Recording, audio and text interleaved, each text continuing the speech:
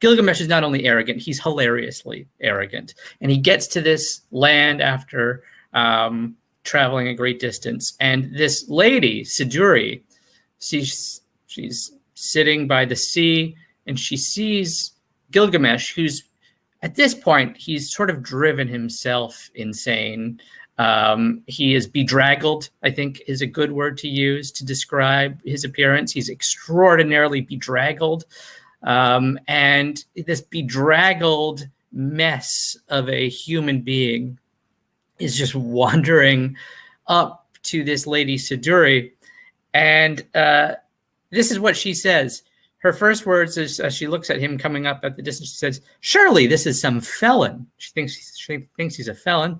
Where is he going now? Like, she must be watching this guy kind of like wandering aimlessly around. And then it says, and she barred her gate against him with a crossbar and shot home the bolt. Okay, so she sees this guy. She's like, nope, sorry, closing up shop. Kind of like in an old Western when a duel is about to break out in the middle of the dusty road, and they bring down the thing that says closed. Gilgamesh, he really springs into action at this point. Gilgamesh, hearing the sound of the bolt, threw up his head and lodged his foot in the gate. So somehow, between the time that she sees him and decides she's going to close the gate, he's decided, no, I'm going to get into that gate. And he puts his foot into the gate. She can't close the door. And this is what he says. It's a fantastic line. He says, the first line sounds so innocent. And then the second one is, here. He says, young woman, maker of wine. She is a maker of wine. Woman of the vine, she's called. Young woman, maker of wine. Why do you bolt your door? What did you see that made you bar your gate? And then immediately, next sentence. I will break in your door and burst in your gate, for I am Gilgamesh, who seized and killed the bull of heaven. I killed the watchman of the cedar forest. I overthrew Himbaba, who lived in the forest, and I killed the lions in the passes of the mountains. Well, he kind of answers his own question there, I think. I feel like he should kind of probably realize why, maybe at that point, why did you bar your gate? I killed so many people. And then, he's trying to get to this even further point on a boat. He says at one point, I will cross the ocean if it's possible. And Siduri, the same woman, she's now engaged, I'm sure very begrudgingly engaged in a conversation with Gilgamesh. And he says, I'll cross the ocean to get to where I need to get to if I need to. And Siduri says to him, Gilgamesh, there is no crossing the ocean.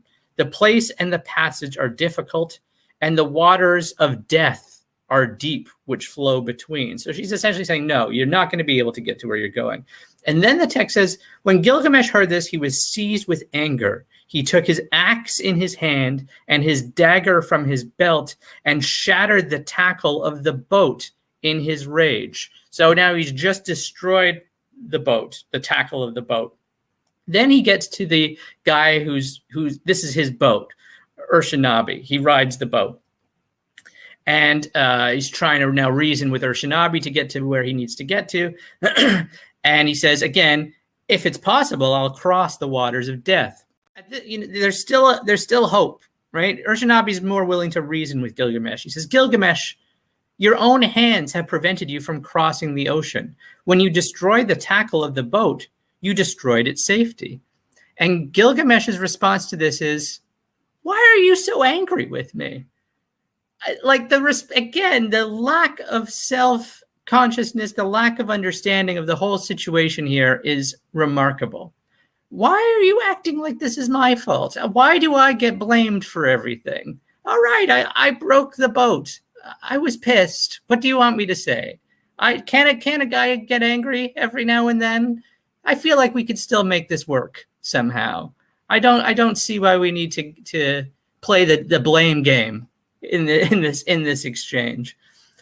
Anyway, that's Gilgamesh.